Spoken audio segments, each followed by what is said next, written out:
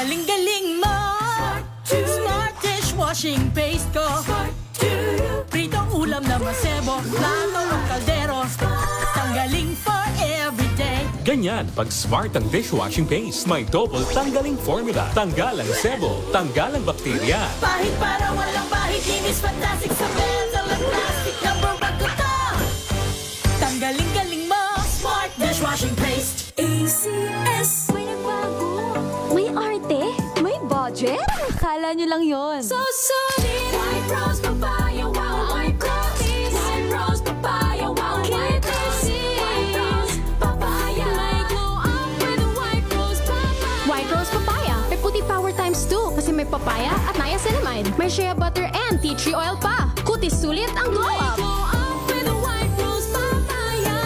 White rose papaya. Kutis sulit ang glow up. ACS. Sa lahat ng bagay, simula pa lang, siguraduhing max protection na.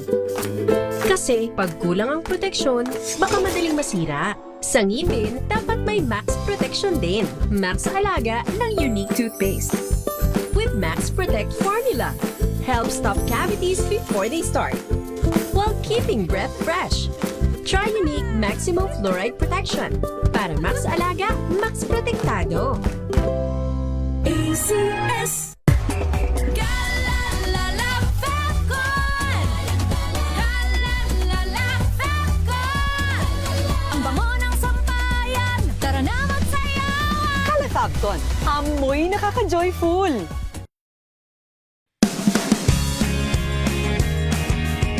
Let us unbox MX3 capsule.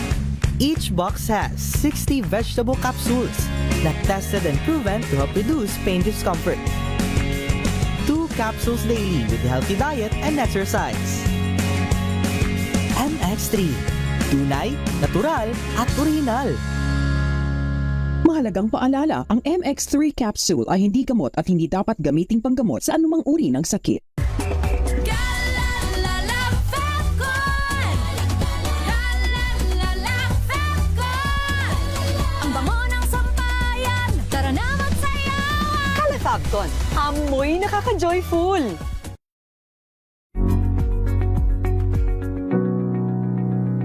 This portion is brought to you by ACS Manufacturing Corporation, ISO certified, maker of world-class quality Pride detergent.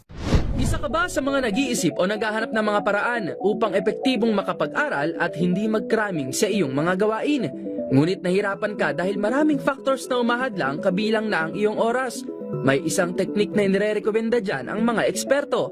Ito ang tinatawag na Pomodoro Technique na nagsimula kay Francesco Cirillo, kung saan ito daw ay isang time management method na tutulong upang makapag-boost ng iyong productivity at magamit mo ang iyong oras ng tama, lalo na sa iyong pag-aaral. Ayon sa eksperto, ang mga hakbang sa Pomodoro Technique ay ang pagpili ng mga kailangan mong gawin sa loob ng itinakdang oras. Karaniwan na ang 25 minutes upang mag-aral. Matapos ang oras na itinakda, ay magkakaroon ka ng short break at mag-set muli ng oras hanggang makumpleto mo ang isang oras o depende sa plano mo. Mabisang paraan umano ito upang magkaroon ng focus sa mga bagay na dapat mong gawin sa loob ng isang oras. Ayon pa sa pag-aaral, ang ideya na ito ay ang pagkakaroon ng organisasyon sa mga gawain at ito ay upang madaling ma-digest ang iyong inaaral. Iba-iba man tayo ng pamamaraan sa pag-aaral at ang ilan ay gumagawa rin ng kanilang sariling bilang ng oras. Depende sa mas nakatutulong sa kanila upang magkaroon ng focus sa mga dapat nilang gawin. Mahalaga pa rin ay magkaroon ka ng oras upang mag-aral at oras din upang makapagpahinga. This portion is brought to you by ACS Manufacturing Corporation, ISO certified, maker of world-class quality Pride detergent.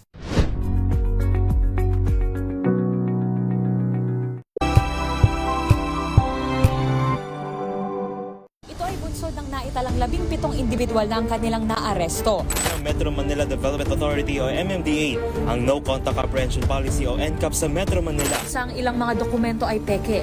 Hindi rin legal ang employment na ipinangako sa kanila.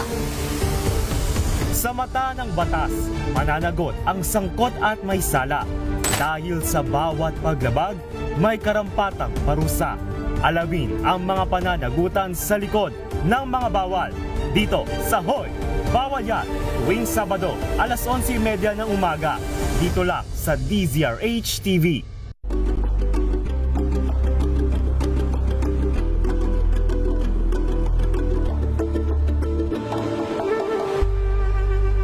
Tumunog na ang gandingan para sa kalikasan.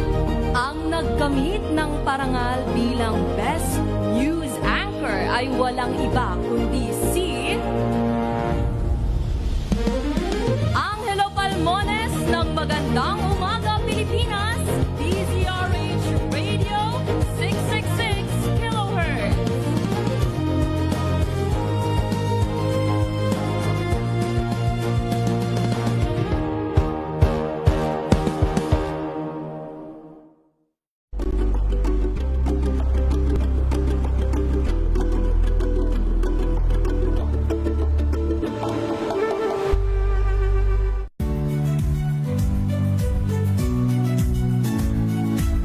Magandang araw mga kaibigan. Ito po ang inyong balerina ng bayan, si Lisa Makuhay Lizalde, na nag-aanyaya sa inyong samahan kami at ang aming mga espesyal na panauhin para sa kalahatang oras ng masayang kwentuhan sa aming programang Art to Art, kung saan ang usapang sining at kultura ay para sa lahat.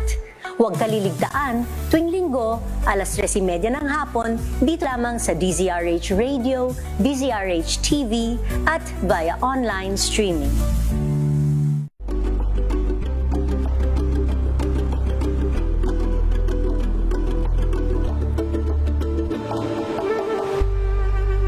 Curious ka ba sa maraming bagay? Kami na ang bahala dyan. Aalamin, tutuklasin at bibigyang linaw namin ang mga katanungang bumabagabag sa inyong isipan sa programa kung saan ang bawat sagot ay galing lamang sa mga eksperto. Ang Expert's Opinion, tuwing linggo alas 3 ng hapon, dito lang sa DZRH TV.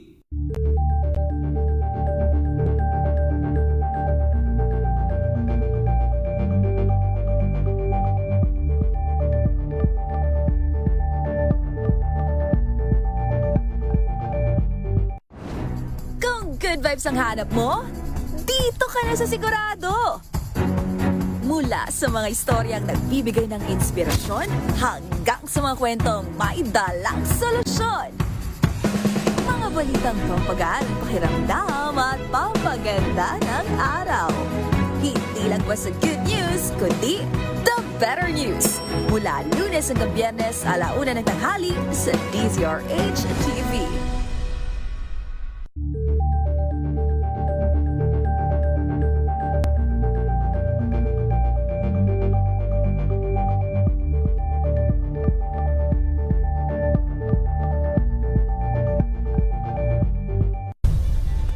Nagsimula sa pangarap hanggang sa maabot ang tagumpay. Iba't ibang kwento, iba't ibang mukha ng atletang Pilipino.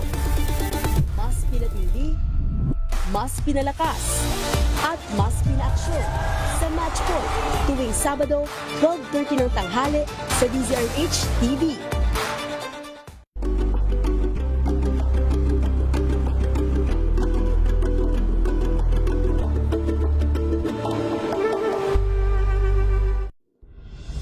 Tuloy-tuloy ang pagtulong, tuloy-tuloy ang pagseserbisyo, at tuloy-tuloy ang balitaan kasama si May Binauhan sa Operation Tulong mula Lunes hanggang Biyernes.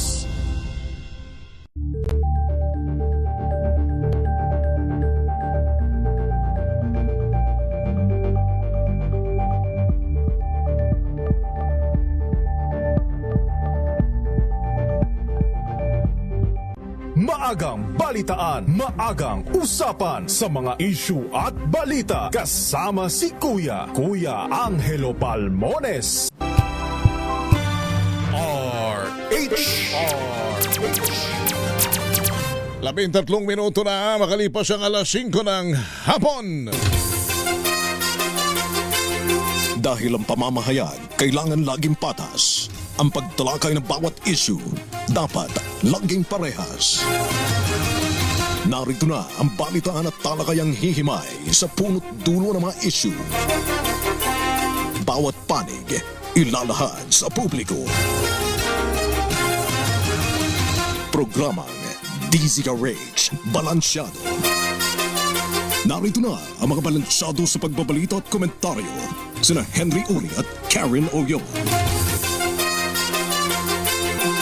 Balansyadong Balita. Pilipinas, araw ng Miyerkules sa 13 na o 24 na sa buwan ng Hunyo taong 2026 sa ulo ng mga balansyadong balita. 15 anyos sa suspect sa malagim na pamamaril sa Tacloban City, kinasuhan na. Dating Congressman Mike Defensor kakasuhan ng NBI dahil sa ni-raid na KTV bar sa Pasig. Commission on Higher Education o CHED, nag-issue naman ng show cause order laban sa Ateneo de Manila University. Pagdalo ni dating Pangulong Duterte sa status conference ng kaso sa ICC sa September 7, inaasahan ng ukho o ng hukom. Halos 15,000 residente lumahok sa tradisyonal na Basaan Festival sa San Juan City. Sunog sa isang condo unit sa Quezon City, pinagdududahan masusing investigasyon hiniling. Bilang ng mga bagyo na inaasang papasok sa bansa mula Hulyo hanggang Disyembre aabot ng 13. Magandang hapon Pilipinas, kami ang inyong tagapagbalita. Ako po si Miss Miss Karen Oyong at Henry Uri. Sa detalye ng mga balita, kinasuhan na ang 15 anyos na suspect sa malagim na pamamaril sa loob ng isang high school building. Sa Tacloban City na ikinasawi ng 3 mag-aaral at ikinasugat naman ng iba pa. Ang kasong kriminal ay iniharap sa piskalya ayon kay Lieutenant Colonel Analisa Armeza, Chief ng Public Information Office ng Police Regional Office 8. Sinabi ng opisyal na ang kinasuhan ay lampas 15 anyos na habang ang isa pang suspect ay 14 anyos pa lamang. Parehong nasa kustodiya na ng DSWD Office sa Tacloban City ang dalawang akusado. Batay sa initial na impormasyon, may kinalaman sa pambubuli ang nangyaring pamamaril sa loob ng San Jose National High School sa Barangay San Jose noong June 22. Tinitingnan din ng pulisya ang anggulo na pinagplanuhan ng matagal ang pag-atake simula pa noong Hulyo o simula pa noong Mayo. Samantala, pinag-aaralan din ng PRO8 ang posibilidad na kasuhan din ang mga magulang ng dalawang itinuturing na child in conflict with law. Samantala, re-reviewin ng mga otoridad ang mga umiiral na polisiya sa pagbabantay ng mga pulis sa mga paaralan sa bansa. Ito ay kasunod pa rin ng madugong shooting incident sa loob ng San Jose National High School sa Tacloban na ikinasawi ng 3 estudyante.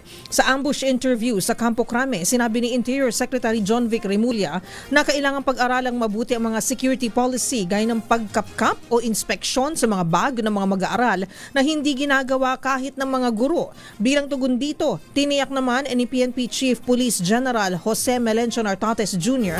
na mas hinigpitan pa nila ang presensya ng mga pulis sa paligid ng mga eskwelahan. Bagamat bawal silang pumasok sa tinuturing na zones of peace, binigyan din ni Nartates na maaari namang lumahok ang PNP sa ilang aktibidad tulad ng flag raising ceremony na inaasahang makapagpapataas ng deterrence o maagapan ang posibleng krimen. Pakinggan po natin at panuorin si General Nartates at si Secretary Remulla. So, tutulong tayo dyan, no? Tutulong tayo in the security of the schools, in coordination with the schools. Pero hindi namin sinasabing may kasalanan dito ang mga teacher. Kahit ang teacher naman hindi nagkakapkape sa mga estudyante. But we have to review our policies kung ano talaga, kung may bullying, dapat ma-address yung other root causes of the problem na ma-address natin. Samantala, bukod sa pagtuturo ng good manners and right conduct subject, may tingin na rin ng kaagapay DepEd order upang makatuwang naman ang mga magulang sa paggabay sa mga bata. Sa panayam ng damdaming bayan, sinabi ni DepEd Undersecretary o Assistant Secretary Roger Masapol na napansin ang kagawaran ng kakulangan sa partisipasyon ng mga magulang sa mga aktibidad ng paaralan na pinapasukan ng kanilang mga anak tulad ng Parents-Teachers Meeting. Kaya posibleng hindi niya nagagabayan ng mabuti ang mga bata. Narito ang kanyang tinig. Apat na beses yung Parents Teachers Association meeting, pero ngayon po napapansin namin madalas based sa report, hindi na magulang ang pumupunta. mga pamangkin na lang, Naku, mga kapatid, oo. mga kakilala. Mm-mm. So hindi na po nakakapagbigay ng update yung ating mga advisor sa kalagayan ng pag-aaral ng kanilang mga anak. Kaya nga po nakita namin yung parang mabutas na yon na kailangang ibalik yung yung partisipasyon ng mga magulang kahit gaano kabili kasi Sabado naman yung yung parents meeting So yun po papaigtingin po natin yung pagbabalik ng partisipasyon ng mga magulang natin sa edukasyon ng mga bata. Samantala, pag-aaralan na ng Philippine National Police o PNP kung may ugnayan nga ang exposure sa violent content sa mga behavior ng menor de edad. Kasunod ito ng ulat na lulong umano sa larong Gore Box ang isa sa suspect sa nangyaring shooting incident sa Tacloban City. Ayon kay PNP Chief of Police General Jose Melencio Nartates Jr., reviewin nila ang mga pag-aaral at research na isinasagawa ng mga grupo at iba pang stakeholders. Aaralin din umano ng pulisya kung paano ang tamang pakikitungo sa mga batang na-expose na sa mga mararahas o violent games. Samantala, may kipag-ugnayan ng PNP sa CICC matapos pansamantalang iban ang larong Gore Box kahapon. Samantala, mahalagang magpatupad ng mahigpit na patakaran upang hindi lahat ng mga bata ay maaari namang maka-access sa mga violente at mature rated video at online games. Ito naman ang paniniwalaan ni Senator Loren Ligarda kasunod ng inihain niyang Senate Bill number 1955 o ang Proposed Children's Safety and Social Media Act. Sa ilalim ng kanyang panukala, bawal gumamit ng social media mga batang mas bata pa sa 16 na taong gulang. Kung kaya ni Ligarda, dapat ay may mahigit at mahigpit na age verification system kaya nang pinatutupad ng mga financial technology o fintech companies sa mga gustong maglaro ng violenteng line games. Napapanahon ng repasuhin ang Juvenile Justice and Welfare Act kasunod ng shooting incident na kinasasangkutan ng 2 minor o menor de edad sa Tacloban City.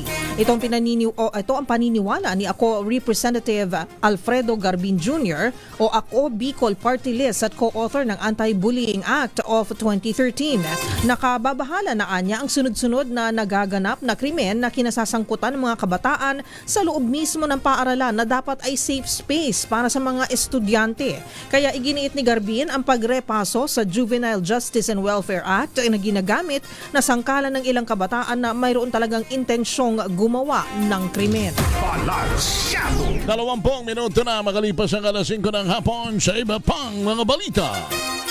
Kakasuhan ng National Bureau of Investigation o NBI si Wakwak Golf and Country Club President Lawrence Tan na naabutan sa sinalakay na KTV bar sa Pasig City noong April 21. Ayon kay NBI Director Melvin Matibag, crime of solicitation ang iahabla ng Bureau laban kay Tan sa Pasig City Prosecutor's Office. Kabilang pa sa mga kakasuhan ng iba pang anak ni dating Congressman Mike Defensor na nagsilbing corporate secretary. Nauna na ang kinumpirma naman ng direktor na kakasuhan nila ng human trafficking si Defensor sa Biyernes. Kakasuhan naman ng National Bureau of Investigation si dating Congressman Mike Defensor kaugnay sa ni-raid na KTV bar at hotel sa Pasig City noong Abril. Ayon kay NBI Director Melvin Matibag, kasong human trafficking ang ihaharap laban kay Defensor sa Prosecutor's Office sa Biyernes. Sinabi ng opisyal na hindi maikakaila ang papel ng dating mambabatas sa krimen dahil ang ni-raid na establishmento ay nakapangalan sa kanyang asawa at anak. Nauna nang ipinagharap ng kasong Anti-Trafficking in Persons Act at paglabag sa Dangerous Drugs Act ang mag-ina ni Defensor. April 21 nang salakay ng NBI ang Chicago Family KTV at the Blue Hotel sa Ortigas, Pasig na nagresulta sa pagkakaligtas ng 54 na kababaihan na ginagamit umano bilang sex workers sa naturang establishmento. Natagpuan din umano sa isa sa hotel rooms ang drug paraphernalia at suspected illegal drugs. 22 minuto makalipas ang alas 5 ng hapon, pinagpapaliwanag ng Commission on Higher Education ang pamunuan ng Ateneo de Manila University kaugnay ng pagkakalunod ng 2 student athlete nito sa Aurora noong June 8. Ito ay matapos maglabas ng show cause order ng komisyon laban sa universidad. Ayon sa CHED, paulit-ulit nilang hiningi ang incident report mula sa Ateneo pero hindi ito nagsumite kaya napilitan silang maglabas na ng opisyal na kautusan. Binigyan ng 10 araw ng CHED ang universidad para magpaliwanag kung bakit hindi sila dapat parusahan sa paglabag sa mga panuntunan sa off-campus activities at kaligtasan ng mga estudyante. Pinalaga naman ni NBI Director Attorney Melvin Matibag ang mga batikos na natatakot umano siyang arestuhin si Senator Rodante Marcoleta. Paglilinaw ng direktor, wala pang iniisyong arrest warrant laban sa senador sa kabila ng claim ni Marcoleta na maaaresto siya anumang araw dahil sa umano'y gawa-gawang mga kaso. Pero idiniin ni Matibag na kung sakaling may lumabas na arrest warrant ay nakahanda silang ipatupad ito. Hamon naman ng NBI Director sa mga nababatikos, bigyan lamang siya ng legal at valid na arrest warrant, huhuliin niya kahit sino pa yan. Samantala, umaasa naman ang judge ng International Criminal Court na dadalo si dating Pangulong Rodrigo Duterte sa nakadakdang status conference ng kanyang kinakarap na kaso sa September 7. Ayon kay presiding judge Joanna Corner, pinayagan ang dating presidente na lumiban sa ikadalawang status conference dahil maikli lang ang naturang aktibidad gayon puman. Sinabi ng hukom na mahalaga ang attendance ang akusado sa September 7 dahil inasang natanggap na ng ICC ang lahat ng mga dokumentong kailangan nito. Humarap na sa PNP Criminal Investigation and Detection Group si Ateneo de Manila President Father Bobby Yap kaugnay ng nagpapatuloy na investigasyon sa pagkamatay ng dalawang Ateneo basketball athletes. Ipatatawag naman bukas ang business tycoon na si Manny Pangilinan, gayong siya ang may-ari ng Smart Foundation na pumupondo sa operasyon ng Ateneo Men's Basketball. Una nang sinabi ni DILG Secretary John Vic Remulla na kailangan nilang makuhang salaysay ng school authorities dahil ito ang magtatahi sa mga nakitang hindi tugma na statements mula sa players at coaching staff. Ibinalita naman ni Remulla na patapos na mga otoridad sa case build-up at makakapagsumiti na sila ng referral sa Department of Justice sa Biyernes. Pakinggan at panuurin po natin ito. Sa Biyernes, isasabitan namin sa DOJ for filing ng kaso. Hintayin nyo na lang sa Biyernes ang aming huling pagsuri at makikita natin kung ipapaliwanag namin sa inyo kung anong nakita namin sa investigation na to. Samantala, kahina-hinala umano ang nangyaring sunog sa isang condominium units sa Quezon City noong nakalipas na linggo. Ito naman ang dahilan kung bakit umapila ng tulong ang ilang tenants ng Eastwood Olympic Heights Tower 3 sa barangay Bagong Bayan matapos ang insidente noong June 18. Ayon sa Facebook post ng isa sa mga complainant, hindi totoo ang mga kumalat na impormasyon na walang nasaktan sa nangyaring sunog sa kanilang condo units. Sa katunayan, ilan naman ang na-hospital kabilang ang na-admit sa ICU dahil sa tinamong injury sa naturang sunog. Nagtataka din ang mga residente kung bakit lumabas sa naunang report na rubbish fire lamang ang nangyari. Lalong lumakas ang kanilang hinala dahil hanggang sa ngayon ay wala pang report ng Quezon City Fire tungkol sa nabanggit na sunog. Naihatid na sa huling hantungan ng mga labi ng student athlete na si Rene Bobet Baterbonia sa Talacogon, Agusan del Sur. Bago ihatid sa Talacogon Municipal Memorial Park, nagsagawa muna ng huling misa para kay Bobet kaninang umaga na dinaluhan ng kanyang mga kaanak, kaibigan, teammates at mga nakikidalamhati sa pagpanaw ni Mr. MVP ng Mindanao. Si Baterbonia rin ang kauna-unahang ililibing sa naturang bagong gawang sementeryo. Bilang pagkilala sa kanyang natatanging kontribusyon, idiniklaran ng Talacogon LGU ang June 8 o araw ng nasawi si Bobet bilang Rene Clert Bobet Baterbonia Day para alalahanin ang kanyang legasiya at husay sa larangan ng basketball. Si Baterbonia ay isa sa dalawang nasawi sa isinagawang team building activity ng men's basketball team ng Ateneo sa Dipakulaw, Aurora. 27 minuto makalipas ang alas 5 ng hapon. Sumayin nyo na mga balita sa Balansyado. Kami ang inyong tagapagbalita. Ako po si Miss O, Miss Karen Oyong at Henry Uri. Ang oras na